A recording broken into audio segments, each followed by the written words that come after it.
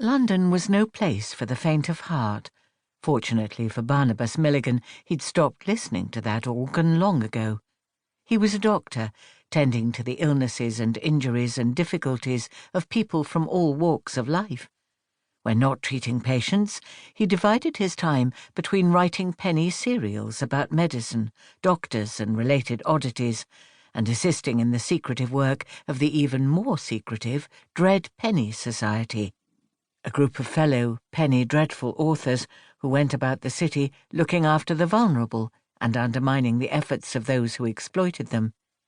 His time was well and truly filled. He preferred it that way. Barnabas stepped through the familiar blue door of the DPS's headquarters, an outwardly unassuming London house. A meeting of the membership had been called, the second one that week. Their efforts, on behalf of the poor and defenceless, were being hampered by London's most notorious criminal, the Mastiff. There was neither time nor room for hesitation. Nolan, the dreadful's perpetually distracted butler, who tended to be either sleeping in his chair or perusing the Times, sat at his post in the entryway. "Good morning," Barnabas said.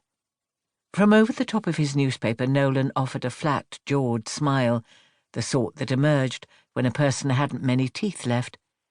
Barnabas was well aware that most of London's struggling population, and a good number of the well-off folks, spent a lifetime visiting the teeth drawers.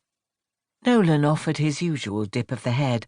The butler was not talkative, but he was loyal. All the DPS depended upon him to help keep their headquarters and activities a secret. Barnabas set his etched penny, the calling card of all of the dreadfuls, on a narrow table, adding to the pile already there. As the coin snapped against the tabletop, Nolan reached out and pressed the centre of a carved flower on the entryway wall. That triggered a low scraping noise, followed by a wall panel sliding open, behind which was the DPS's meeting room, a small-scale replica of the House of Commons. Countless voices echoed out, filling the sparse entryway. Barnabas tipped his hat to Nolan, who'd set down the newspaper, his eyelids drooping. The man would be snoozing in another minute. With a quick smoothing of his side whiskers and moustache, Barnabas stepped inside, the wall sliding shut behind him. Martin Afola, one of the youngest members of the DPS, stood nearby and greeted him as he passed. 3 tiers of chairs sat in rows on either side of the room, with a throne-like chair in the middle, used by Fletcher Walker, the acting head of their organisation.